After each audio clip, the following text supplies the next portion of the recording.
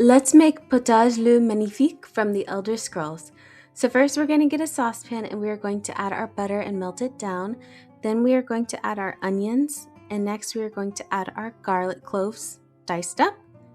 After we've done that, we're going to give it a stir and cook it until it's fragrant. So about 3 to 5 minutes we will let that simmer on the stovetop.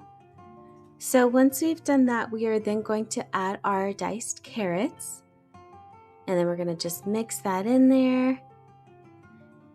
And we just want to make sure that the carrots are fully coated with that butter mixture. So afterwards, we are then going to add our flour. And then once we've added all of it, we are going to stir it up and make sure that we have no clumps remaining. So just mix that thoroughly. And then once we've done that, we are then going to add our chicken broth. And after we have added that, we will then add our beef broth. And then we're going to cook this for about 15 minutes, and we want those carrots to soften. So just mix it well and just, again, let it continue cooking on the stove.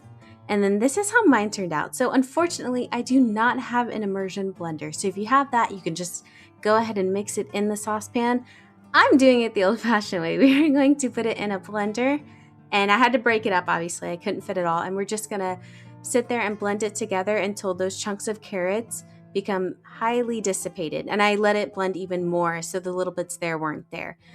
So then once we've done that, we are going to add our soup mixture back into the saucepan. And it should have a nice thick consistency. And then we're going to add salt and pepper to taste. You can add as little or as much as you want. And then that was all there was to it. So I got my bowl and I began putting it in there.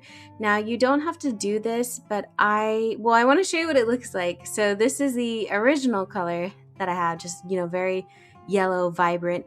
I did go through and add some half and half that I have just to make it more creamy and add a little more of a salt flavor. Again, you don't have to do this. That was a personal preference. And as you can see, it lightened the color. But yeah, you can mix the different vegetables, but this was really good. And I had this with cheddar scones, and dipping it was a 10 out of 10 experience.